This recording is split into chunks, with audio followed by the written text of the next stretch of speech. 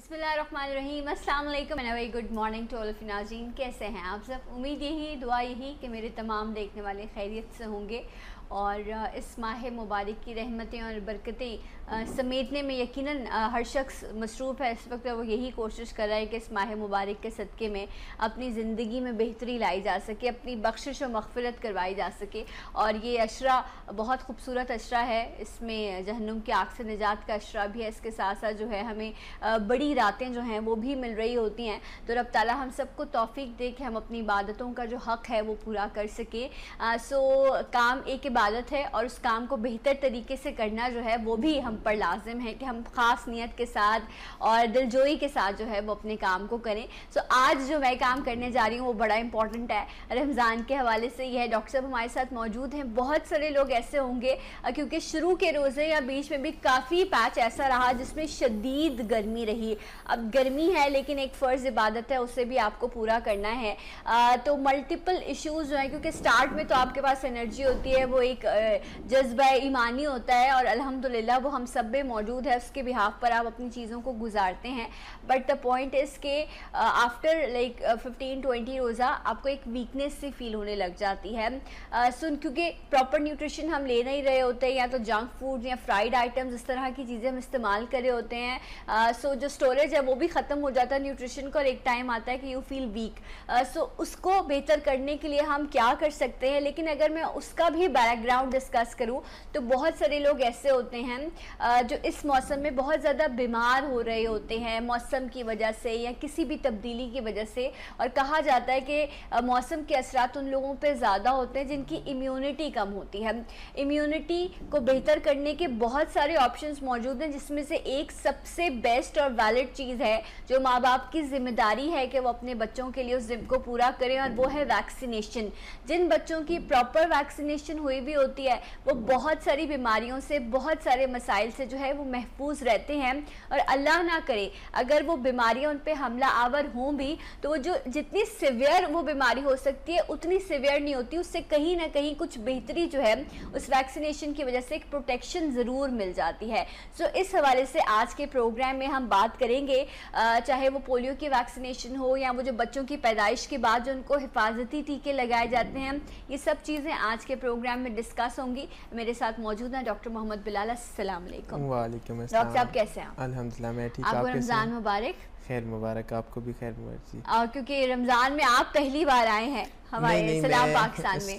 सलाम पाकिस्तान में पहली दफा ट्रांसमिशन में आते रहे हैं, ट्रांसमिशंस में आया हूं, लेकिन सलाम पाकिस्तान में पहली दफा आया हूं, पहली मर्तबा आए हैं। सो राइट ना, हमारा फर्ज बनता है कि हम डॉक्टर साहब को विश करें। अच्छा डॉक्टर साहब, ये बड़ी कॉमन सी चीज़ है कि स्टार्ट में तो एक एनर्जी भी होती है और आप उस चीज़ को वो करते हो, बट ये है कि जैसे जैसे टाइम गुजरता रहता है एक वीकनेस फील होती है आपको न्यूट्रिशन। क्योंकि हमारे अल्हम्दुलिल्लाह दस्तरखान तो हम बहुत शौक़ मोहब्बत से लगाए जाते हैं, लेकिन कभी भी ना कैलोरीज हो ना न्यूट्रिशन हो उसको हम काउंट नहीं करते। फ्रूट चाट भी बेचारी पड़ी रह जाती है, पकौड़े और समोसे जो हैं वो ख़त्म हो जाते हैं दस्तरखान पे से। तो इस बारे में बताइएगा।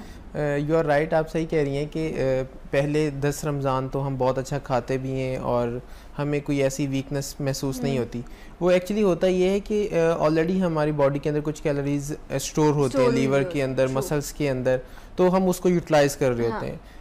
देखिए जी, खाना तो वही है जो हम मॉर्निंग में सहरी में खा लेते हैं और आफ्टर अफ्तारी जो हम खाते हैं, लेकिन बाद में ऐसा क्या होता है जो पहले नहीं था, बाद में होता ये है कि जो हमारी स्टोर कैलोरीज होती हैं वो भी ख़त्म हो चुकी होती हैं और हमारा खाने का एक ट्रेंड होता है वो भी ख़त्म हो चुका होता है। मतलब इतना ज़्यादा नहीं खाते, और आपने सही कहा कि जंक फूड्स के ऊपर हम ज़्यादा डिपेंड कर रहे होते हैं। हमारे फ्रूट्स जो हैं वो भी रह जाते हैं, हमारी फ्रूट चाट वो भी रह जाती है, और मोस्टली हम पानी पी के पेट पूरा भर लेते हैं। तो पानी से तो पूरी न्यूट्रिशन पूरी नहीं होगी ना, तो हमें उसके लिए फ्रूट्स लेना बहुत ज़रूरी है। फ्रूट्स के साथ साथ हमें जो रिच कैलोरीज डाइट है वो लेना बहुत ज़रूरी है। तो डेट्स वाई हमें आखिरी इशरे में कुछ ऐसा महसूस होता है कि जैसे हम खा तो रहे हैं लेकिन बिल्कुल लिथार्जिक हैं, वीक हैं, सुस्ती बहुत हो जाती है, नहीं कर पाते आप ना, बिल्कुल बिल्कुल ऐसा ही है, बिल्कुल ऐसा ही है। मतलब डेली रूटीन एक्टिविटीज़ आपकी वो नहीं परफॉर्म होती जैसे आप शुरू के अशरे में कर रहे होते हैं। तो इसके लिए यही है कि आप न्यूट्रिशन वैल्यू वाली चीज़ें जो ज़्यादा से ज़्यादा लें, जूसेस लें, फ्रेश जूसेस का इस्तेमाल करें। देखिए हमारे दस्तरखान में सारी चीज़ें होती हैं लेकिन फ्रेश जूसेस का इस्तेमाल नहीं होता, ये वीकनेस है। हम कोला ड्रिंक्स और ये सारे जो सॉफ्ट ड्रिंक्स होते हैं ले रहे होते हैं लेकिन ये हार्मफुल हैं ये, तो हमें चाहिए कि नेचुरल थिंग्स की तरफ आएँ ताकि न्यूट्रिशन हमारी पूरी हो सके। राइट जनाब। अच्छा, तो अब को ज़रूर ये जितनी भी आपके लवाजमात हैं इफ्तार के उनको ज़रूर जो है वो यूज़ करें, लेकिन ये भी कहते हैं कि बेहतर यही है कि आप खजूर से और आपकी जो भी है आप रोज़ा खोलें और उसके बाद आप अगर खाना खा लें नॉर्मली, क्योंकि शायद बाकी सारी चीज़ें हम ले रहे होते हैं, वो जो प्रॉपर खाना होता है वो नहीं मिल रहा होता, जिसकी वजह से वीकनेस जो है वो आपकी बॉडी में, जायका मिल रहा है लेकिन आपको ताकत नहीं मिल रही। नहीं, बिल्कुल सही कह रही हैं आप। वाकई ऐसा ही होता है कि हम अफ्तारी में सारी वो चीज़ें खा रहे होते हैं कि जैसे पकौड़े हैं, समोसे हैं, चिप्स हैं, फ्राइज़ हैं, ये सारी चीज़ें, लेकिन इसके अंदर इतनी न्यूट्रिशन नहीं है। ये जस्ट आपका पेट तो भर देंगे, न्यूट्रिशन वैल्यू इनके अंदर बिल्कुल नहीं है ना। तो उसके लिए आपको वही गंदम खाने के बाद भूख लगना शुरू है, तो फिर इंसान फिर क्या करता है, बाहर से चले फास्ट फूड मंगा लिया या इस तरह की कोई और आइटम्स खा लिए, लेकिन वो प्रॉपर जो खाना होता है, सालन रोटी, ये प्रॉपर नहीं होता। तो डेट्स वाई ये भी एक फैक्टर हो सकता है, इसके साथ हम इसको एसोसिएट कर सकते हैं। राइट। अच्छा, ये मैं अभी डॉक्टर साहब से भी डिस्कस करी थी कि ऐसा सबके साथ ही कहीं ना कहीं हो रहा है। तो हम खजूर भी जो इस्तेमाल करते हैं ना वो सिर्फ रोज़ा खोलने के लिए करते हैं। मैं डायबिटिक पेशेंट्स की बात नहीं करी, इसके अलावा भी मैं कह रही हूँ, लेकिन वो भी एक इंस्टेंट एनर्जी आपको देती है। अगर आप 2-3 खजूर, मुझे भी कल इस तरह फीलिंग हो रही थी तो मैंने 2-3 खजूर खाई और साथ मैंने दूध पिया, तो आई फील कि बेटर, लाइक कुछ ना कुछ जो है वो चीज़ बेहतर होने लग जाती है। तो ये भी बड़ा हेल्प करती है खजूर। बिल्कुल हेल्प करेगी, बिकॉज देखें सबसे जो एनर्जी रिच कंपाउंड है वो है ग्लूकोज। वेरी आपको ग्लूकोज होगा तो आपको एनर्जी मिलेगी। तो जो खजूर है उसके अंदर फ्रक्टोज है और ग्लूकोज की रिच अमाउंट है। जब आप वो लेते हैं इजीली डाइजेस्टेबल है और फौरन आपको इंस्टेंट एनर्जी फराहम करती है। तो पेशेंट हो या आम इंसान हो तो उसको फील होता है कि उसने कोई एनर्जी वाली चीज़ दी है। और ये तो और भी अच्छा हो जाता है कि अगर आप उसको मिल्क शेक के साथ लेते हैं तो इट्स वेरी गुड कि आपकी हेल्थ के ऊपर बड़ा अच्छा असर अंदाज होती है और अच्छी मतलब न्यूट्रिशन वैल्यू पूरी कर देती है आपकी। बिल्कुल जनाब। अच्छा, तो बेहतर है। हाँ, अच्छा, जो डायबिटिक पेशेंट्स हैं उनके लिए भी डॉक्टर साहब इट डिपेंड्स कि उनका फिजिशियन क्या कह रहा है, अदरवाइज एक खजूर तो खाई जा सकती है। देखिए फ्रूट्स जो होते हैं ना उसके अंदर फ्रक्टोज होता है, तो fructose is not affecting glycogen level. तो वो उसको इतना इफेक्ट नहीं करता। एक ग्लाइसेमिक इंडेक्स होता है जिसे हर डायबिटिक पेशेंट के अंदर निकालते हैं और उसके हिसाब से पेशेंट को बोलते हैं कि इतना ग्लूकोज ले सकते हैं आप। जितने भी अननेचुरल थिंग्स हैं उनके अंदर ग्लूकोज होता है, नेचुरल ग्लूकोज नहीं होता, वो आर्टिफिशियल ग्लूकोज होता है। लेकिन जो फ्रूट्स होते हैं उसके अंदर फ्रक्टोज होता है। ठीक है। तो लेकिन आप वो भी एक लिमिटेड अमाउंट में लेंगे according to your HbA1c diabetic level जितना भी है आपका, तो उसके हिसाब से वो लिया जाता है। लेकिन इसके ऊपर रिस्ट्रिक्शंस नहीं है कि आप बिल्कुल नहीं खाएंगे, ऐसा कुछ नहीं है। यू कैन टेक इवन कि आप हनी भी ले सकते हैं, शहद भी आप ले सकते हैं। हनी भी एक आपका एनर्जी रिच कंपाउंड है। अगर आप बिल्कुल लेथार्जिक फील कर रहे हैं तो you take 2 spoon of honey in half glass of warm water, तो बड़ा अच्छा आपको इसके कि चीनी मिला के आप पिएं, आप इसमें शहद मिला के आप इस्तेमाल कर सकते हैं, वो जो है। अच्छा, अब इट डिपेंड्स कि शहद भी आपको जो है वो आपको खालिस मिल रहा है, क्योंकि वहाँ पे भी जो है वो चीनी मिला दी जाती है, क्योंकि हम माहिर हैं इस तरह के काम करने में। तो सो अगेन जो डायबिटिक पेशेंट्स हैं वो अपने फिजिशियन से डेफिनेटली इस हवाले से जो है वो बात कर लें। अदरवाइज आप खजूर का इस्तेमाल जो है वो बहुत अच्छा है, आप उसको कर सकते हैं। अच्छा डॉक्टर साहब, मुझे ये बताएं कि इम्यूनिटी का, ठीक है, इंसान की अपनी क़ुव्वत मुदाफ़ियत का कितना ताल्लुक़ होता है। और कुछ लोग होते हैं जो हर मौसम में बीमार हो रहे होते हैं, कुछ लोग बहुत अच्छे से हर चीज़ को गुजार लेते हैं अल्हम्दुलिल्लाह। और इस महीने की अगर हम बात करें तो ये वैसे भी इंसानी जिस्म के लिए बहुत बेहतर महीना है। जब आप फास्ट करते हैं, आप रोज़ा रखते हैं, तो तहकीक भी अब यही कहती है, एक तो डिटॉक्सिफिकेशन, इसके अलावा भी कहते हैं कि आपके जिस्म में इस तरह के हार्मोन्स और ऐसी चीज़ें बन रही होती हैं जो आपको हेल्प करती हैं। बिल्कुल, आपने बिल्कुल सही कहा कि अभी न्यू रिसर्चेस के मुताबिक ये है कि जो फास्ट है एटलीस्ट 12 टू 18 आवर्स का या 17 आवर्स का, तो वो आपकी बॉडी के अंदर डिटॉक्सिफिकेशन का अमल कर रहा होता है। ये 100% ट्रू है, बिकॉज हमारे जो वाइट सेल हैं वो जितने भी हमारी बॉडी के अंदर ऑर्गेनिजम्स हैं जो बाहर से आए हुए हैं उनको किल कर देते हैं ना, फास्ट की ड्यूरेशन में ज़्यादा किल करते हैं, बूस्ट हो जाते हैं, उनकी जो ताकत है बूस्ट हो जाती है। दूसरे नंबर पे ये कि अगर हम फास्ट करते हैं तो हमारी बॉडी के अंदर एंटीऑक्सीडेंट्स बनना शुरू हो जाते हैं। एंटीऑक्सीडेंट्स वो होते हैं जो कैंसर सेल्स के खिलाफ काम करते हैं, तो कैंसर सेल्स के खिलाफ भी काम करते हैं और नेचुरल हमारी इम्यूनिटी को भी बूस्ट कर रहे होते हैं। तो ये एक बड़ा ही अच्छा अल्लाह ताला की तरफ से हमारे लिए रहमत है और अब इबादत भी है और साथ हमारी हेल्थ के लिए भी बहुत अच्छा है। मतलब गोरे इस चीज के ऊपर 20 से 25 दिन का कहा गया है कि आप इतना फास्ट लेटेस्ट रिसर्च बाय कोई जापानीज साइंटिस्ट, तो उसने ये, मैं भी रिसेंटली रिसर्च आर्टिकल पढ़ रहा था तो उसमें भी ये था और बाद में ये सोशल मीडिया पे भी काफ़ी ज़्यादा ये चल रहा था। तो दिस इज़ ट्रू रिसर्च और ये JPMA और इस तरह की जो बड़े बड़े जर्नल्स होते हैं PubMed वहाँ पे भी पब्लिश है। तो इससे बिल्कुल नहीं हम कह सकते कि ये ऐसा नहीं है, इट्स अ ट्रू। और वाकई फास्ट की बहुत इंपॉर्टेंस है, हमारी हेल्थ के ऊपर बहुत इंपॉर्टेंस है। हम देखें इवन के जो क्रॉनिक पेशेंट्स होते हैं हम उसको भी कहते हैं कि जब शिद्दत से भूख लगे जब खाना खाएं।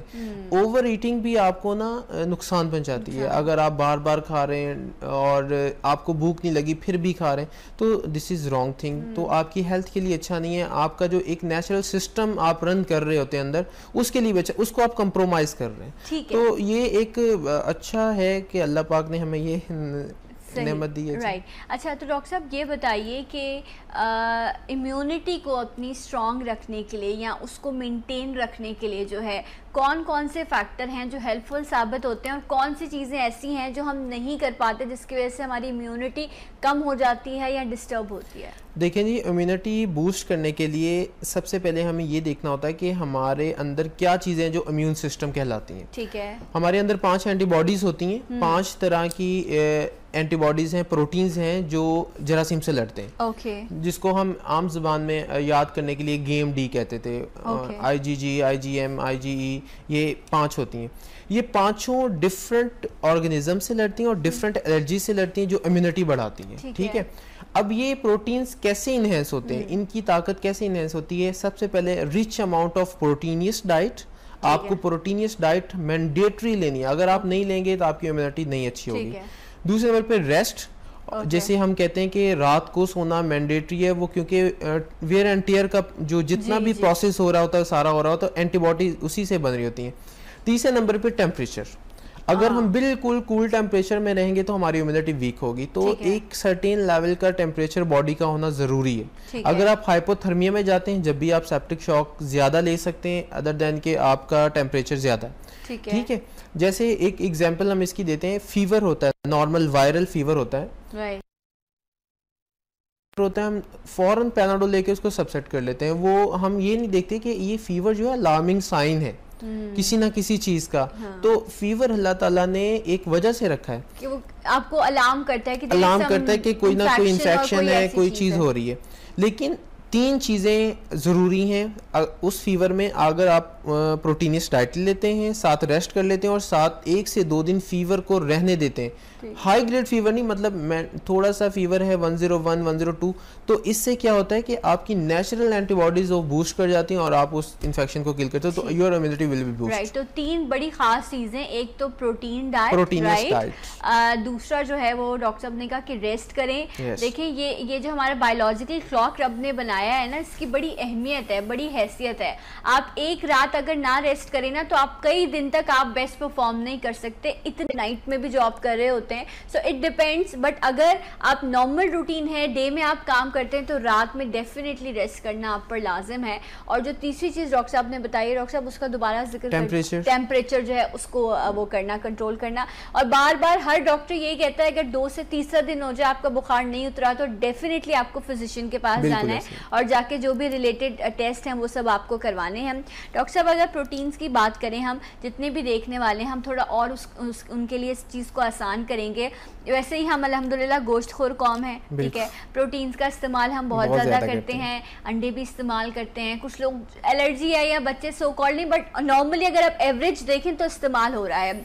और ये तो एवरेज हम लोग यूज़ कर रहे हैं इन चीज़ों का। डॉक्टर साहब आप कह रहे हैं कि वो फिर बैलेंस में नहीं है इन चीज़ों का इस्तेमाल। देखिए बिल्कुल हम ये कहते हैं कि बैलेंस डाइट लेनी चाहिए। बैलेंस डाइट के अंदर एक लिमिटेड अमाउंट प्रोटीन हो, एक लिमिटेड अमाउंट कार्बोहाइड्रेट्स हो, लिमिटेड अमाउंट फैट्स हो। ठीक है। अगर ये तीनों चीज़ों का बैलेंस है तो आपकी बॉडी बिल्कुल बैलेंस में काम करेगी और इम्यूनिटी बिल्कुल परफेक्ट जनरेट होगी। ठीक है। कुछ लोगों की इम्यूनिटी इम्पेयर्ड होती है। इम्पेयर्ड का मतलब वो ना बहुत अच्छी होती है ना बहुत ख़राब होती है, मतलब बीच में होती है, और कभी कभार वो इन्फेक्शन से लड़ने की भी ताकत उसमें नहीं होती। ठीक है। तो उन लोगों को ज़्यादा प्रोटीन की डाइट की नीड होती है। ऐसा नहीं है कि हर लोग सारे लोग ही गोश्त खा रहे हैं, खा तो रहे हैं, लेकिन उसका खाने का भी एक तरीका है, वो सारी चीजों का एक तरीका है ना, हम उसके लिहाज से नहीं खा रहे होते। अच्छा, प्रोटीन्स की अगर हम बात करते हैं तो हमें दालों से भी प्रोटीन्स मिल रहे हैं। बेस्ट सोर्स दाल चावल है, दाल चावल इज अ बेस्ट सोर्स, और बिल्कुल हम मतलब हर एक की पहुंच में है और वो खा सकता है, तो उससे हम फायदा ले सकते हैं। राइट। अच्छा, ये बीन्स जो हैं ये भी बहुत अच्छे होते हैं, और ये जो आपको एनर्जी देते हैं ना, ये बड़ी इसकी डिफरेंट इस सोर्स की जो है, और ये वेट गेन भी नहीं करते। अगर आप वेट कॉन्शियस हैं तो उसमें भी आपको बड़ा हेल्प कर रहे होते हैं। ये जो किडनी बीन्स, जिसको लोबिया, काले लोबिया हैं, सफ़ेद हैं, चने हैं, इतनी रेंज हमारे पास मौजूद है। तो अगर हम इनका इस्तेमाल, अगर डेली भी आप एक अलग अलग चीज़ बनाएंगे ना, तो आपको दालों में भी इतनी वैरायटी मिलेगी। ये आप अगर किडनी बीन्स इन चीज़ों पे आ जाएंगे, इसमें एक बड़ी वैरायटी है। देन मीट में भी डॉक्टर साहब बीफ के लिए कहा जाता है कि इसको नॉर्मली मना करते हैं, लेकिन वीक में एक दिन नहीं, बीफ को भी मना तो किया जाता है, लेकिन स्पेसिफिक पेशेंट्स में मना किया जाता है। ठीक है, जिनका लिपिड प्रोफाइल इम्बैलेंस होता है, जिसके अंदर LDL ज्यादा होता है, HDL कम होता है, तो इसी तरह बीफ के अंदर भी लो डेंसिटी प्रोटीन जो होता है वो ज्यादा होता है। ठीक है। मतलब वो आपके MI और हार्ट डिजीज और स्कीमिक हार्ट डिजीज ये लाने के चांसेस होते हैं, तो डेट्स वाई हम उन पेशेंट्स में मना करते हैं। Otherwise you can take beef also, आप उसको हफ्ते में 2 दफा तक ले सकते हैं, तो इट्स नॉर्मल, तो परेशानी की कोई बात नहीं है। लेकिन जो हाइपरटेंसिव हैं और जो स्कीमिक हार्ट डिजीज है, जिनको दिल के अमराज हैं, तो उनको चाहिए कि थोड़ा सा अवॉइड करें। अगर डॉक्टर ने आपको अवॉइड किया है, अदरवाइज जो है बट मटन और चिकन मतलब बैलेंस रखें। सिर्फ एक ही चीज़ का इस्तेमाल जो है वो ठीक नहीं होता। Even fish is really good अगर आप फिश का इस्तेमाल करते हैं, लेकिन हम सिर्फ सर्दियों में फिश खाते हैं। जिस तरह हमारे यहाँ ट्रेंड है ना, सूप भी हमने सर्दियों में पीना है। हालांकि बहुत सारी चीज़ें आप रूटीन में अपनी जो है वो फॉलो कर सकते हैं। अच्छा डॉक्टर साहब, एक चीज़ मुझे बताएं, अभी आपने जिक्र भी किया था कि कुछ लोग ऐसे हैं जो फ्लूइड या लिक्विड डाइट्स पर चले जाते हैं। अगर हम वो लोग जो एजिंग के प्रोसेस में हैं, या जिनके आप देखें कि जो ओरिजिनल जो उनके नेचुरल टीथ हैं वो प्रॉपर नहीं होते, तो आप देखें वो बड़े लेथार्जिक होते हैं, क्योंकि प्रॉपर च्यूइंग नहीं हो रही होती, तो आपका डाइजेस्टिव सिस्टम भी डिस्टर्ब होता है। मुझे ज़रा इस बारे में, क्योंकि मैं एक चीज़ पढ़ भी रही थी, तो उसमें लिखा था कि जिनके जो प्रॉपर च्यू नहीं करते या फ्लूइड डाइट्स लेते हैं वो लेथार्जिक हो जाते हैं, क्योंकि च्यूइंग का प्रोसेस जो है वो डाइजेशन के साथ जुड़ा हुआ है। देखिए 3 चीज़ें हैं ना हमारी डाइट के अंदर, एक प्रोटीन है, कार्बोहाइड्रेट, फैट्स हैं। जो सबसे रिच अमाउंट में जिससे एनर्जी मिलती है वो कार्बोहाइड्रेट्स हैं, उसकी डाइजेशन आपकी वोकल कैविटी में हो जाती है, मुंह में हो जाती है। आपका जो स्लाइवा है उसके अंदर इंजाइम्स हैं जो कि ग्लूकोज को डाइजेस्ट करते हैं और वहीं पे उसकी डाइजेशन स्टार्ट हो जाती है। दैट्स वाई जो लोग च्यूइंग सही नहीं कर सकते, जिनका स्लाइवा कम होता है या फिर ज़ईफ लोग हैं, उनके अंदर ग्लूकोज की डेफिशिएंसी होती है, लेथार्जिक होते हैं। इसी वजह से मसल्स की जो डाइट है वो ग्लूकोज है। देखिए एक मैं आपको एक एग्जांपल देता हूँ आम नास के लिए भी, जैसे डायबिटिक पेशेंट्स हैं, उनके पट्टे जो हैं, मसल्स हैं, वीक हुए होते हैं। आपने देखा होगा उनकी पेरिफ्रीज वीक होती है, बिल्कुल लेथार्जिक गिरे होते हैं। वो क्यों होते हैं? बिकॉज उनके ब्लड स्ट्रीम्स के अंदर तो ग्लूकोज बहुत ज्यादा होता है, शुगर होती है, लेकिन मसल्स के अंदर नहीं होती। वो मसल्स के अंदर क्यों नहीं होती? बिकॉज उनकी बॉडी के अंदर इंसुलिन की डेफिशिएंसी होती है। इंसुलिन एक सवारी है ग्लूकोज की, जो ग्लूकोज को अपने ऊपर बिठाती है और मसल्स के अंदर लेके जाती है, उसको अमाउंट देती है, रिच अमाउंट में एनर्जी, वो डिस्टर्ब हो जाता है, वो इंसुलिन नहीं होती ना, इंसुलिन तो वो मसल्स ट्रांसपोर्ट सर्विस खत्म होगी, तो डेट्स वाई वो पेशेंट्स देखें आपको बिल्कुल लिथार्जिक मिलेंगे। दूसरे नंबर पे जो डाइजेशन होती है स्टमक के अंदर वो प्रोटीन की होती है। प्रोटीन जितने भी है सारे स्टमक के अंदर, जैसे पेप्सिन है, एक हमारा HCl है, ये सारे स्टमक के एंजाइम्स हैं जो डाइजेस्ट करते हैं प्रोटीन को। तीसरे नंबर पे जो होती है कार्बोहाइड्रेट्स की होती है, वो स्मॉल इंटेस्टाइन्स है, ड्यूडेनम है, जिजिनम है, उसके अंदर होती है। अगर वहाँ पे आपका लीवर फंक्शन डिस्टर्ब है तो आपके फैट्स नहीं एब्जॉर्ब होते। जैसे कि अगर किसी को पित्ते में पथरी है जिसे हम कॉलीलिथियासिस कहते हैं, अगर वो है तो अगर आप इस तरह का नाश्ता करते हैं जिसके अंदर पराठा है, बहुत ऑयली पराठा है या ऑयली चीज़ें खाते तो आपको वॉमिटिंग स्टार्ट हो जाती है। तो देखिए ये 3 चीज़ें। तो आपके सवाल का जवाब ये है कि जब एक ज़ईफ़ बंदा मुंह के अंदर अच्छी तरह खाना नहीं चबाता तो उसको वीकनेस होती है, तो डेफिनेटली वीकनेस होती है, साइंस प्रूव करती है, बिकॉज कार्बोहाइड्रेट्स की डाइजेशन उसकी इम्पेयर हो जाती है। सही। अच्छा, जब आप च्यूइंग करते हैं ना तो बाकी आपके ऑर्गन्स को मैसेज आ रहा होता है कि कोई चीज़ आ रही है और आपको अपना फंक्शन स्टार्ट करना है। तो इसलिए देखिए बहुत हमने जो है इस चीज़ को प्रमोट किया कि जूसेस का इस्तेमाल करें, फ्रेश जूस, बट ये बेहतर है कि आप च्यूइंग करें। फ्रूट्स जब आप खाते हैं आपको फाइबर भी मिलता है, आपके दांत जो हैं वो मजबूत होते हैं, सलाइवे का प्रोसेस जो है वो बनता है। जब आप चीज़ों को छोड़ देते हैं तो उनका फंक्शन डिस्टर्ब हो जाता है डॉक्टर साहब। तो ये इंपॉर्टेंट है, इस पर ज़रा ज़रूर लोगों को देखिए ये बिल्कुल इम्पॉर्टेंट है। ऐसा बिल्कुल हरगिज़ नहीं करें कि अगर अल्लाह ताला ने आपको चबाने की सलाहियत दी है तो आप उसको छोड़ के आप सिर्फ जूसेस का इस्तेमाल करें। देखिए एक्सेप्शनल केस होते हैं जिसमें पेशेंट मुंह से नहीं ले सकता तो हम उसको एनजी फीड से देते हैं, या हम उसके अल्लाह माफ़ करे या कोई अल्लाह ना करे ओरल कैंसर्स हो गए तो उसमें वो हार्ड डाइट नहीं ले सकता तो हमें उसे लिक्विड पे डालना पड़े। वो एक्सेप्शनल केस हैं, लेकिन आम रूटीन लाइफ में और एक हेल्दी पर्सन को चाहिए कि वो बैलेंस रखे अपनी लाइफ के अंदर, चबाने की चीज़ों का भी इस्तेमाल करें, जूसेस भी पिए, लेकिन सब चीज़ों को बैलेंस में एक चीज़ पे नहीं आए। अगर आप एक नेचुरल चीज़ को छोड़ के अननेचुरल चीज़ के ऊपर आते हैं तो फिर आपको नुकसान पहुंचाता है। अगर आपका डाइजेशन प्रोसेस डिस्टर्ब है तो मे बी ये भी एक फैक्टर जो है उसका हो सकता है, और ऐसे मरीज अक्सर कॉन्स्टिपेशन या मल्टीपल जो है इस तरह के डिसऑर्डर्स का शिकार हो जाते हैं। देखिए ऐसे ऐसे फैक्टर्स होते हैं जिनको हम इग्नोर कर रहे होते हैं। अभी जो डिफरेंट रिसर्च और आप इन चीज़ों को, मैं तो खुद डॉक्टर साहब हैरान रह जाती हूँ ये क्या चीज़ आ गई, बट ये बड़ा इंपॉर्टेंट है कि इन चीज़ों को गाहे बगाहे जब आप डिस्कस करते रहते हैं तो शायद कहीं ना कहीं से किसी ना किसी को फायदा जरूर पहुंच रहा है। देखिए ये चीज़ें छोटी छोटी हैं लेकिन इसका इम्पैक्ट बहुत ज़्यादा है हमारी हेल्थ के ऊपर।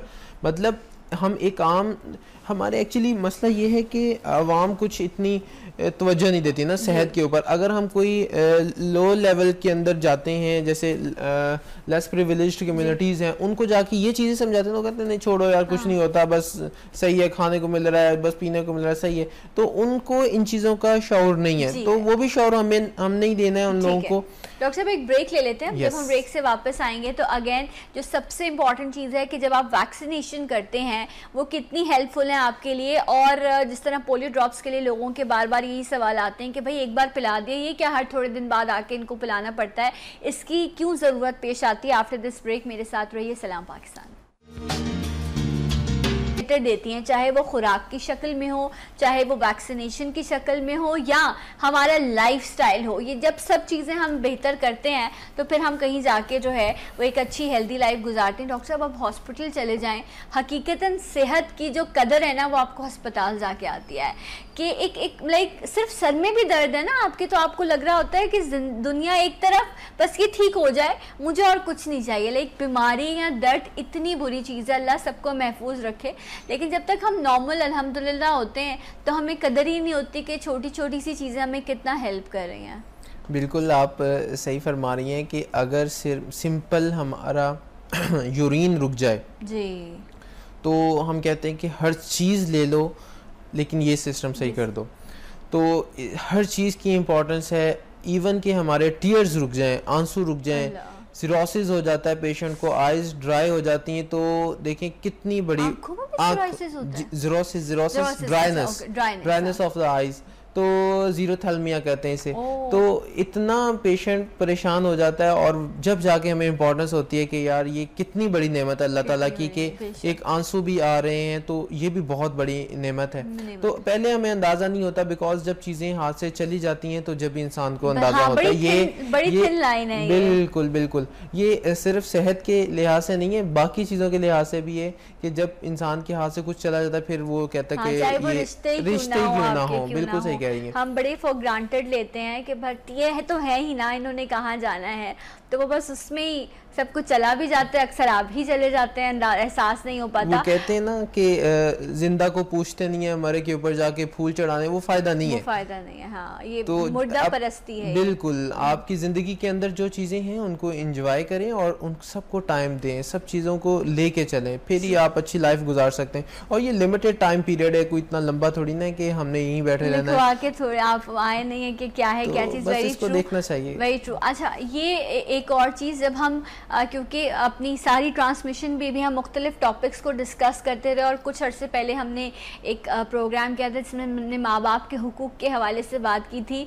तो देखिए, रब, ये जो दीन इस्लाम है ना, ये बड़ा बैलेंस्ड है। इसमें हर शख्स के बड़े जिस तरह उसके प्रमोशन होता रहता है ना रिश्तों में, इस तरह उसके हुकूक और उसके फ़राइज़ भी तब्दील होते रहते हैं। जब बच्चा बाशऊर नहीं होता तो वालिदैन की जिम्मेदारी होती है कि उसकी हर चीज़ का ख्याल रखें। वो तो आग की तरफ भी हाथ बढ़ा रहा होता है, माँ बाप उसको बताते हैं कि ये चीज़ आपको नुकसान पहुँचाएगी।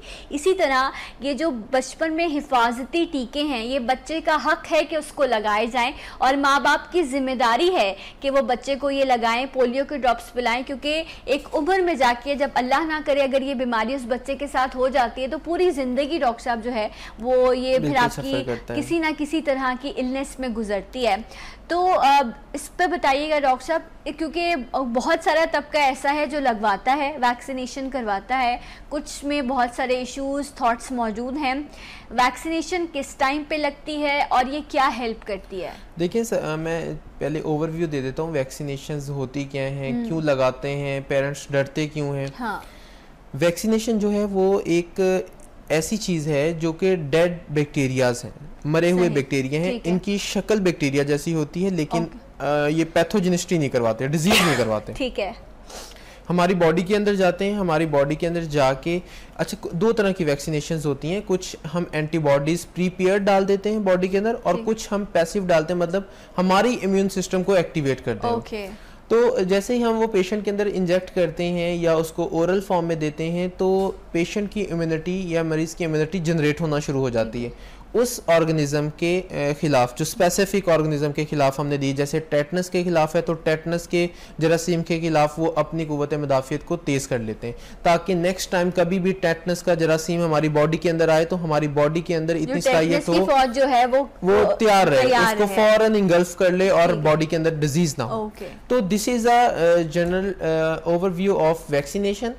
वैक्सीनेशन के साइड इफ़ेक्ट्स इस वजह से नहीं है बिकॉज ये इनकी सिर्फ शक्ल होती बैक्टीरिया जैसी, अंदर पैथोजेनिसिटी वाले ऑर्गेनिज्म नहीं होते, ये वो मरे हुए होते हैं, तो उसको डेड किया जाता है केमिकल से। अब छोटे बच्चों से हम स्टार्ट करते हैं कि वैक्सीनेशन प्लान क्या क्या होते हैं। जैसे बर्थ है, बर्थ के ऊपर फौरन हम BCG लगाते हैं, एक और OPV पिला देते हैं, ओरल पोलियो वैक्सीन। अच्छा, ये बर्थ के फौरन बर्थ के फौरन बाद हम BCG लगाते हैं। अक्सर पहले देखा होगा यहाँ गोल मार्क्स बनते थे, तो वो BCG का मार्क है। तो पहले तो इस तरह आता था कि वो बड़ी सिरिंज होती थी, घुमाते थे लगा के, तो वो बड़ा पेनफुल था, लेकिन अभी ऐसा नहीं है। अब तो बिल्कुल सिंपल निडल से लगता है, तो अब मार्क भी नहीं आता। नहीं, मार्क भी नहीं आता। और एक और मैं चीज़ बताऊंगा, हम प्रैक्टिस में बैठ के देख रहे होते हैं कि माएँ आके कहती हैं कि ये बच्चे का इंजेक्शन पक गया है, तो हम कहते हैं ये तो अच्छी बात नहीं है, पक गया है और पस निकल रही, इससे तो पीप निकल रही है। तो वो कहती हैं नहीं नहीं, हमारी बड़े बुजुर्ग कहते हैं जब पका हुआ होता है ये अच्छा होता है, ये वैक्सीनेशन सही होती। तो ये ऐसा नहीं है। अगर खुदा ना खास्ता, अल्लाह ना करे, आपके बच्चे को एप्सिस हो जाए, मतलब तो ये इंजेक्शन हो जाता है। वैसे ऐसा इस वजह से होता है, अक्सर हाइजीन्स का ख्याल नहीं किया जाता, अक्सर स्पिरिट से हम साफ नहीं करते उस एरिया को। अक्सर ये होता है कि कॉटन से साफ करें, कॉटन के पार्टिकल्स रह जाते हैं, वो पार्टिकल अंदर इंजेक्ट हो जाता है साथ, तो उसकी वजह से वो एप्सिस हो जाता है, मसल एप्सिस हो जाता है। क्या आइसिंग क्या करना चाहिए? करनी चाहिए, आइसिंग करनी फॉरेन वैक्सीनेशन के बाद आप बच्चे देखिए पहले तो आप प्राइमोडियल लेवल पे ही प्रिवेंशन करें ना। डॉक्टर साहब एक मैं पूछूंगी, नॉर्मल अगर आप कभी भी कोई इंजेक्शन लगवाते हैं तो उसका इफेक्ट वैसा नहीं आता, लेकिन वैक्सीनेशन जो है उसके बाद अक्सर स्वेलिंग, रेडनेस या इस तरह की चीज होती है। वैक्सीनेशन जो है वो ऑयल बेस होती है, मोस्टली ऑयल बेस होती हैं, लेकिन वैक्सीन्स के अंदर जो है वो एक डेड बैक्टीरिया है जिसने जाके बॉडी के लिए एक अलार्मिंग साइन देना है। तो बॉडी को तो नहीं पता ना वे कौन सा बैक्टीरिया है, बॉडी उसके खिलाफ थोड़ा सा एक्शन स्टार्ट करती है, लेकिन जब वो रिकॉग्नाइज करती है कि दिस इज नॉट पैथोजेनिक, तो फिर वो उसको इम्यून सिस्टम के तौर पर यूज किया जाता है। तो आप कह रहे हैं कि आइसिंग की जा सकती है अगर आप लाइक वैक्सीनेशन के बाद आइसिंग। अच्छा, पहली वैक्सीनेशन आपने कहा कि आफ्टर बर्थ लगती है, आफ्टर बर्थ फॉरन बर्थ के बाद बीसीजी लगती है और ओपीवी लगती है। फिर उसके 6 वीक के बाद हम लगाते हैं डीपीटी, डिप्थेरिया पर्ट्यूसिस टेटनस और हेपेटाइटिस बी का लगा देते हैं। ठीक है, उसमें हम रोटा भी लगा सकते हैं। रोटा कहते हैं बच्चों के रोटा वायरस जो है मोशन करवा देता है, बहुत डेडली मोशन होते हैं वो। उसके बाद हम 10 हफ्तों पे फिर पेशेंट को बुलाते हैं, दूसरा हम डीपीटी स्टार्ट करते हैं, सेकेंड डोज लगाते हैं, डिप्थेरिया पर्ट्यूसिस और टेटनस पर्ट्यूसिस कहते हैं, काली खांसी खुन्नाक जिसे कहते हैं, और इसके बाद हम साथ रोटा की दूसरी फॉर्म लगा देते हैं और हेपेटाइटिस बी का भी जब ही लगा देते हैं। देन 14 वीक्स पे भी हम यही पूरा प्रोसेस करते हैं। उसके बाद हम 9 मंथ्स पे एमएमआर लगाते हैं, मीजल मम्स रूबेला लगा देते हैं, और 15 मंथ पे फिर हम ये मीजल्स की सेकेंड डोज लगा देते हैं, बूस्टर डोज। तो इससे बच्चा ये बेसिक जो है वैक्सीनेशन का प्लान है। 6 जो है ये इसमें आपने देखिए पेंटा है, पेंटा जो हम डीपीटी, हेपेटाइटिस बी और पोलियो वैक्सीन, ये पेंटा हम कहते हैं फर्स्ट 6 वीक्स पे लगाते हैं, 10 वीक्स पे लगाते हैं और 14 वीक्स पे लगाते हैं। तो ये पेंटा की 3 डोजेज लगती हैं। अगर आपने पेंटा भी लगा दिया किसी बच्चे को तो बच्चा आपका इन 5 बड़ी बीमारियों से तो सिक्योर हो जाता है। तो आपने कहा जो 15 मंथ्स तक जो है तकरीबन 5 से 6 डोजेज जो है वो पूरा प्लान है जो आपको डॉक्टर देता है। बहुत सारे पेरेंट्स ऐसे होंगे जिन्होंने बड़ी जिम्मेदारी के साथ अपने बच्चों को ये पूरी वैक्सीनेशन करवाई होगी और बड़े टाइम पे एक्यूरेट लोगों ने अलार्म्स तक लगाए हुए होते हैं, कैलेंडर पर राउंड क्या होता है कि बच्चे को लेके जाना है। और बहुत अच्छी बात है कि आप इस हवाले से कंसर्न है, लेकिन डॉक्टर साहब जिन्होंने लगवाए ही नहीं वो क्या करेंगे? अब देखिए कुछ लोग तो इस वजह से नहीं लगवाते, वो कंट्रोवर्सीज चल रही होती हैं कि ये वैक्सीन जो है ये हमारे बच्चे के लिए हार्मफुल है, बुखार आ जाता है, झटके आ जाते हैं। देखिए अक्सर बच्चों को फीवर आ जाता है, जैसे कि मैंने कहा कि इन्फ्लामेटरी प्रोसेस ऑन हो जाता है, उसके हवाले से फीवर आ सकता है। लेकिन अगर फीवर आ जाता है तो इसका मतलब नहीं है कि आप नेक्स्ट वैक्सीन ना लगवाएं, आप पैनाडोल दे के सबसेट कर सकते हैं उसको, और ये इतना हार्मफुल फीवर नहीं होता, विद इन 1 to 2 डेज बिल्कुल रिजॉल्व हो जाता है। और कुछ लोग कहते हैं कि वैक्सीन्स जो हैं वो अंग्रेज़ों की ईजाद करदा हैं और उन्होंने इसके अंदर कुछ ऐसी चीज़ें डाली हैं जिससे बच्चों के बच्चे पैदा नहीं होते, आगे जाके स्पर्म डैमेज। तो ये ऐसी चीज़ें नहीं हैं, इसको 5 से 6 डिकेड्स हो गई हैं लगाते हुए, इतनी रिसर्चेज हैं और सारी दुनिया ने इन्हीं वैक्सीन की वजह से रेडिकेट किया डिजीज। डेफिनेटली। और आप जब सबसे बड़ी शर्मिंदगी की बात तो ये है कि जब हम पोलियो की बात करते हैं, अब 2 ममालिक हैं, अफगानिस्तान 3 ममालिक हैं, राइट। सो अच्छा, क्योंकि मुझे लगा था वहाँ पे भी खत्म हो गया। मैं आपको बताऊं, बिल्कुल आपने सही, ये रिसेंटली अपडेट है, वहाँ पे न्यू केस हो गया नाइजीरिया के अंदर। पहले बिल्कुल रेडिकेट कर लिया था उन्होंने, लेकिन दोबारा से वहाँ पे एक आध केस आया तो वो इंक्लूडेड हो गया है हमारी पोलियो की लिस्ट के अंदर, जिसमें सरफरिस्त अफगानिस्तान है, पाकिस्तान है, फिर नाइजीरिया। अच्छा, आप ये देखें कि दुनिया में जितने भी इस्लामी ममालिक हैं, मैं बाकी ममालिक की बात नहीं करती, मैं ये बात कर लेती हूँ, उन्होंने भी तो वैक्सीनेशन के थ्रू रेडिकेट किया ना, ठीक है। अगर इस तरह के कंसर्न भी लोगों के मौजूद हैं तो आप मुझे बताएं क्या उनका ये कंसर्न नहीं होगा? उनका भी था, लेकिन उन्होंने भी उस चीज़ को उसको टेस्ट कराया, जेन्युइनली उस पर बात हुई, उसके बाद उन्होंने उस चीज़ को ख़त्म किया। तो यहाँ पे क्यों नहीं हम खत्म कर सकते? आपके रूल्स रेगुलेशन जितने भी ज़्यादा स्ट्रॉन्ग इम्प्लीमेंटेशन करवाएंगे फिर होगा। तुर्की के अंदर आपकी हुकूमत बहुत स्ट्रॉन्ग है, रूल्स रेगुलेशन बहुत ज़्यादा है, मैंडेटरी है वहाँ पे पिलाना, तो उन्होंने पिलाया, उन्होंने एरेडिकेट किया। हमारे यहाँ इतनी इम्प्लीमेंटेशंस नहीं है रूल्स रेगुलेशन पे, हम कोशिश तो करते हैं कि हर 1 माह के बाद कैंपेन चलाई जाए, हर 2 माह के बाद कैंपेन चलाई जाए, लेकिन फिर भी कुछ इस तरह के अनासिर यहाँ मौजूद हैं जो कि इस चीज़ को कॉन्ट्राडिक्ट करते हैं। आप तो अभी डॉक्टर साहब जब आप पाकिस्तान से बाहर कहीं जाते हैं ना, तो आपको इतनी शर्मिंदगी होती है कि आप चाहे अपना सर्टिफिकेट ले जाएं कि आप वैक्सीनेशन करवा के आए हैं, वो एक्सेप्ट ही नहीं करते कुछ लोग तो। और वो आप उनसे बचते रहें, भागते रहें, वो कहेंगे जब तक आप ये ड्रॉप्स नहीं पिएंगे हम आपको जो है ना वो आपकी इमिग्रेशन ही नहीं होने देते। ये सिलसिला, और आप बहुत शर्मिंदा हो रहे होते हैं कि वो एक शख्स खड़ा हुआ है आपके सामने और आप बोले जा रहे हैं उसको, और वो कह रहा है कि नहीं जब तक ये पियोगे नहीं मैं तुम्हें आगे जाने ही नहीं दूंगा। और ये करते हैं पाकिस्तानियों के साथ, क्योंकि उनको पता है कि अगर एक केस पे रिपोर्ट हो गया तो हमें फिर उस दोबारा मेहनत को करना पड़ेगा। मैं आपको बताऊं, ये एपिडेमियोलॉजिकल है कि अगर किसी कम्युनिटी के अंदर एक एक्टिव केस है तो इट्स मीन 1000 पैसिव केसेस हैं जी, ट्रू, जो कि आपको नजर नहीं आ रहे लेकिन हैं एक एक्टिव केस के। इस वजह से हमारी आवाम कहती है कि पोलियो क्यों नजर आता है लोगों को, और ये इसी के ऊपर क्यों एम्फेसिस करते हैं, बाकी डिजीज नहीं है, बाकी टाइफाइड नहीं है, बाकी और चीजें इतनी हो रही है, कैंसर हो रहा है, ये हो रहा है।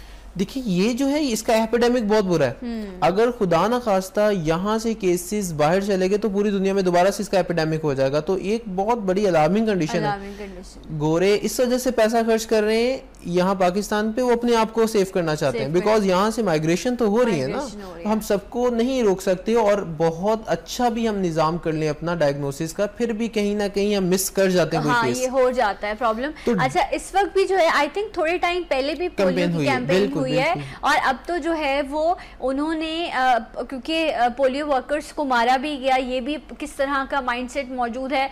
मैं उस दिन देख रही थी कि पर डे 500 पर जो है वो डोर टू डोर जाके नॉक करते हैं आपके घर के बच्चों को। सोचें क्या उनकी जिंदगी की हैसियत, एक तो उनको इतना कम पे किया जा रहा है, ये उनका जज्बा है कि वो अपने मुल्क की खातिर ये काम कर रहे हैं। अब पुलिस वाले भी उनके साथ हैं, और इसके साथ साथ आई थिंक उन्होंने जो है वो उलमा कराम की भी मदद की लिए ताकि ऐसे लोगों को जो है थोड़ा सा गाइड किया कुछ लोग तो उलमा कराम की भी नहीं ना सुनते, वो उनके अपने मिथ्स हैं, पुराने मिथ्स हैं, नहीं हम नहीं करते।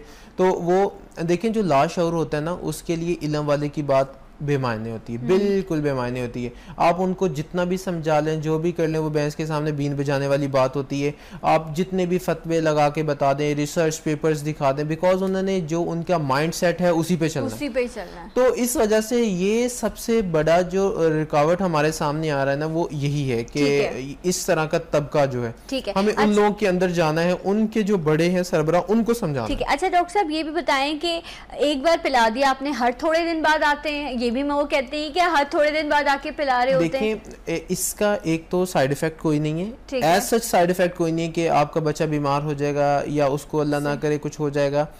तकरीबन 1 लाख में एक बच्चा ऐसा होता है जो पोलियो की वैक्सीन की वजह से इफेक्ट हो जाता है, वो भी सिर्फ और सिर्फ इस वजह से कि उसकी कोल्ड चेन जो होती है वो डिस्टर्ब हुई हो। तो और दूसरे नंबर पे ये हम क्यों पिलाते हैं, बार बार क्यों पिलाते हैं, हमें नहीं पता कि किस कम्युनिटी के अंदर वायरस मूव कर रहा है। ठीक है, ये वायरस होता किससे है, सबसे पहले आवाम को तो ये भी नहीं पता होगा, लोगों को पता तो होगा पोलियो एक पैरालिसिस करवा देता है, फालिज हो जाता है, बच्चों की टांगे काम नहीं करती, लेकिन ये नहीं पता होगा मोस्टली आवाम को कि ये कैसे होता है, कहाँ से जाता है। तो ये कॉन्टामिनेटेड जो वाटर है उससे आता है, और ये फीसिस से पास होता है। जिस बच्चे को पोलियो हुआ है उसके फीसिस से पास हुआ, एक्टिवेट हुआ, अगर वो वायरस जाके पानी में मिला और कॉन्टामिनेशन हो गई और पानी किसी बच्चे ने पिया तो उसको हो सकता है। मतलब टाइफाइड वाला सिलसिला है, बिल्कुल टाइफाइड वाला सिलसिला है, बिल्कुल टाइफाइड वाला सिलसिला है।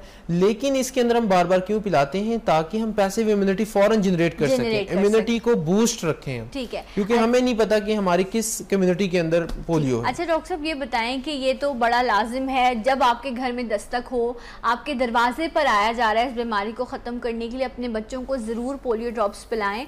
दूसरी चीज़ ये कि हिफाजती टीकों की हम बात कर रहे थे, वो जो एक कोर्स है, बहुत सारी फैमिलीज ऐसी होंगी जिन्होंने शायद पूरे जो है वो कोर्स करवाया होगा, कुछ ने आधा करवाया होगा, कुछ ने शायद लगवाया ही नहीं होंगी वैक्सीनेशन। तो अब उस ग्रुप के लिए बताएं वो क्या कर सकते हैं। बिल्कुल, उस ग्रुप के लिए ये है कि वो बूस्टर्स लगवा लें। अच्छा। बूस्टर डोजेस होती हैं, उसमें डबल ट्रिपल डोजेस करके हम आफ्टर वो जो एज ड्यूरेशन गुजर जाता है उसके बाद भी लगा सकते हैं। मतलब जितने जैसे 6 वीक पे लगाना है, 15 महीने पे लगाना है, अगर हम वो 2 साल पे भी लगाएं तो हम बूस्टर डोज लगाएंगे उसके, ताकि वो, क्योंकि जो डोजेस होती हैं वो वेट के हिसाब से निकलती हैं। वो उस एज में बच्चे का वेट कुछ और होता है, फर्दर जाके बच्चे का वेट कुछ और हो जाता है, तो उस वेट के हिसाब से हम बूस्टर डोज लगा देते हैं। अगर बच्चे की उम्र 4-5 साल हो गई और नहीं लगवाए हैं, देन देखिए फिर नहीं लग सकती ना, फिर नहीं लग सकती, बिकॉज वो एक सर्टेन एज लिमिट्स हैं जिसके ऊपर एंटीबॉडीज बनती हैं। ठीक है, तो हम वो बच्चे की जनरल अपीयरेंस देख के, जनरल एग्जामिनेशन करके फिर हम लगा सकते हैं। कुछ एंटीबॉडीज जैसे हेपेटाइटिस बी वाली हैं वो लगा सकते हैं, कुछ लग सकती हैं, कुछ नहीं लग सकती। तो इस वजह से जरूरी है कि पेरेंट्स को चाहिए, जिस रूटीन से चलते आ रहे हैं, बाकी भी तो काम हो रहे हैं ना। हाँ। हम KG1 KG2 सारी चीज़ों में से गुजर रहे हैं ना, तो क्यों ना एक ये भी हमारे ऊपर लाजिम कर लिया जाए कि ये भी मैंडेटरी हमें बच्चों को देना है। जिस तरह हम कहते हैं कि बच्चों को तालीम बहुत ज़रूरी है, हाँ। हमें बच्चों को दीनी तालीम भी देनी, दुनियावी भी देनी, तो ये एक हेल्थ का फरीजा है आपको जो अदा करना है, आप पर लाजिम है कि आप ये लगवाएं। अच्छा, एक और चीज़ जो है वो इस हवाले से कि जिस तरह डॉक्टर साहब ने कहा कि इसमें टाइम बहुत वैल्यू रखता है, कुछ दिन शायद आगे पीछे हो जाए, लेकिन नो प्रॉब्लम, लेकिन अगर सालों का मामला बिगड़ जाए तो फिर वही बात है कि वो बच्चा, उसकी इम्यूनिटी अच्छी नहीं बन पाती, उसके अंदर वो कुव्वत मुदाफ़ियत पैदा नहीं होती कि वो इस तरह के जो है वो अमराज से जो है वो लड़ सके, ज़्यादा बीमारी का जो है वो खदशा होता है। डॉक्टर साहब, ये पोलियो हो या ये वैक्सीनेशन हो, अपने का एक टाइम है जिस टाइम पर ये लगती है। अच्छा, वो जिनको नहीं लगे, ठीक है, और अब वो अपने एक नॉर्मल एजिंग के प्रोसेस में हैं, तो क्या उनके लिए वो ज़्यादा बीमार होते होंगे, उन पे मौसम के असरात ज़्यादा होते होंगे? नहीं, देखिए इसका हरगिज़ मतलब नहीं है कि जो वैक्सीन्स नहीं लगी वो बीमारी होगी। अगर तो उसका एक्सपोजर होगा उस बीमारी से तो फिर वो इफेक्टेड होगा। ठीक है। और बहुत सारे, जैसे कि मैंने कहा कि अल्लाह ताला को पता था कि हमारे कुछ बंदे ऐसे भी होंगे, देखिए हर चीज़ लिखी हुई ना पहले से। हाँ। ऐसे भी होंगे जो वैक्सीनेशंस नहीं लगवाएंगे और कुछ ऐसे भी होंगे जो वैक्सीनेशंस लगवा लेंगे फिर भी बीमार होंगे। हाँ। तो उसके लिए ये है कि उनकी नेचुरल इम्यूनिटी अल्लाह ताला ने इतनी बूस्ट की होती है कि वो बच जाते हैं बाय गॉड। तो ऐसा ही, और आपने देखे होंगे कुछ बच्चे कूड़ा क्रिकेट में खेलते हुए नजर आ रहे हैं जो होते हैं कि वो बीमार क्यों नहीं होते, उनकी ना वैक्सीनेशन, ना कोई हिफाजती तदाबीर, ना कोई हाइजीन, हिफाज़ाने सेहत, तो उनके ऊपर क्यों नहीं ये सारे लॉज इम्प्लीमेंटेशन होते हैं बीमारियों वाले। तो एक अल्लाह ताला ने नेचुरल एक्सपोजर से जो इम्यूनिटी जनरेट की है ना, वो इन वैक्सीनेशन से ज्यादा, और जो माँ इतना पैम्पर करी होती हैं कि एक छींक भी आए तो बच्चे को डॉक्टर के पास लेके जा रही है, वो ज्यादा बीमार होता है क्योंकि उनका जरासीम से एक्सपोजर कम होता है।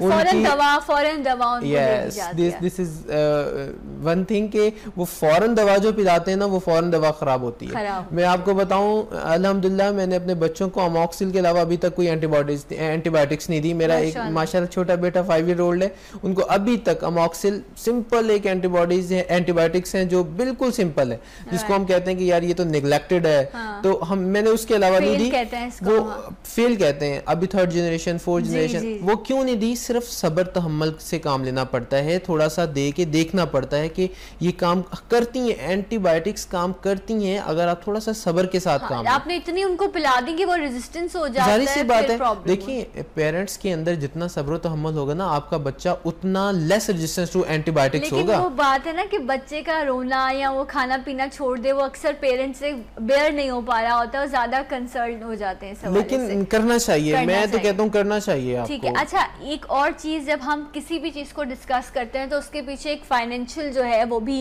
उसके फैक्टर्स होते हैं। ये जो हिफाजती टीकों का ये जो एक पूरा कोर्स है, ये गवर्नमेंट की तरफ से दिया जाता है डॉक्टर साहब? बिल्कुल, सारे गवर्नमेंट की तरफ से। आपका पैसा खर्च नहीं होता, इस बारे में भी बता दें। बिल्कुल, ये फ्री ऑफ कॉस्ट है, आप किसी भी गवर्नमेंट सेक्टर में जाके वैक्सीनेशन प्लान्स ले सकते हैं। अब तो आपकी प्राइमरी हेल्थ केयर यूनिट्स हैं, वहाँ पे भी हिफाजती टीकों का पूरा जो एक शेड्यूल है वो आपको दे दिया जाता है और सारी चीज़ें आपको लगाई जाती हैं। जस्ट थोड़े से पैसे MMR पे लिए जाते हैं, वो 9 मंथ और 15 मंथ पे जो लगाते हैं, बिकॉज वो थोड़ी सी कॉस्टली है, उसके आपसे 500 या 600 रुपए लिए जाते हैं। अदरवाइज जो प्रीवियस सारी वैक्सीनेशन है फ्री ऑफ कॉस्ट है। तो इससे मत डरें, कि पैसे लगेंगे, फ्री ऑफ कॉस्ट हैं, आप जाके जस्ट लगवानी है, तो इससे भी अगर निगलेक्ट करेंगे तो फिर तो ये नाहिली वाली बात है। आप देखिए बड़े शहरों के अलावा भी जितने छोटे शहर हैं, गांव देहात है, वहाँ हुकूमत पाकिस्तान की तरफ से जो इस तरह के सेंटर्स मौजूद होते हैं, ख़वातीन मौजूद होती हैं जो घर घर जाके जो है ख़वातीन को भी गाइड कर रही होती हैं, इन सब चीज़ों के भी हवाले से काम कर रहे होते हैं। तो आप ज़रूर जाएं, उनसे हेल्प लें। कोई भी बेआसरा नहीं है यहाँ पर। जब तक आप ख़ुद अपनी मदद नहीं करते, आप ढूंढने नहीं निकलते ऐसे लोगों को, तो आपको आपकी कोई इस तरह हेल्प नहीं करेगा। लेकिन ये भी अच्छी बात है कि घर घर आकर लोग जो है डॉक्टर साहब इस हवाले से अवेयरनेस क्रिएट करें। लेकिन आप खुद ही अपनी मदद नहीं करना चाहेंगे तो दूसरे क्या करेंगे? बिल्कुल, वो है ना, जो अपनी मदद खुद नहीं करते तो अल्लाह ताला भी उनकी मदद नहीं करते। तो आपको खुद ही निकलना पड़ेगा, आपको देखना पड़ेगा। इवन के लोग कहते हैं नहीं हम कहाँ से लगवाएं, हम कहाँ से लगवाएं, वो अपने गली कॉर्नर में ही देखें तो वहाँ पे भी उनको कोई प्राइमरी हेल्थ केयर यूनिट ऐसा मिलेगा जो हफासी टीकों का मरकज़, और वो बिल्कुल ग्रीन कलर का बोर्ड लगा होगा। तो लोगों को देखना पड़ता है ना, सारी चीज़ें ढूंढनी पड़ती हैं। ऐसा नहीं है कि सारी चीज़ें आपकी डोर स्टेप पे आ जाएं।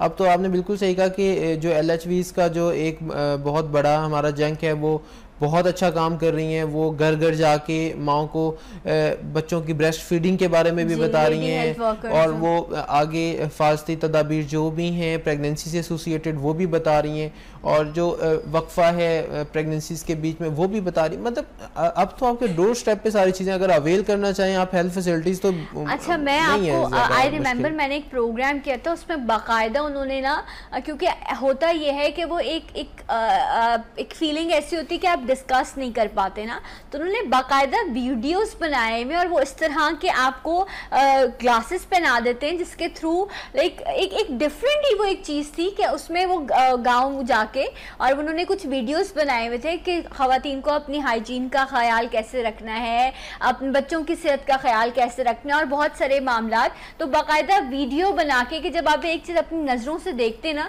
तो वो जाके बेहतर तरीके से महफूज होती है।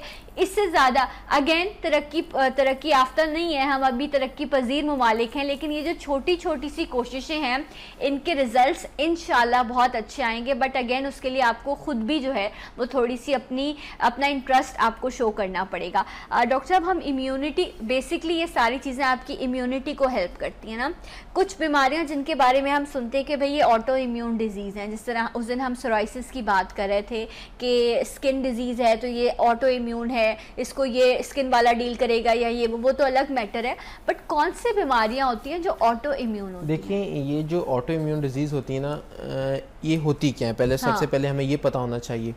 ऑटो इम्यून डिजीज़ वो होती हैं, जैसे एक सिंपल एग्जांपल ले लेते हैं, अगर हमारे घर का कोई चौकीदार है और वो हमारे ही बंदों को मारना शुरू कर दे, this is called auto immune.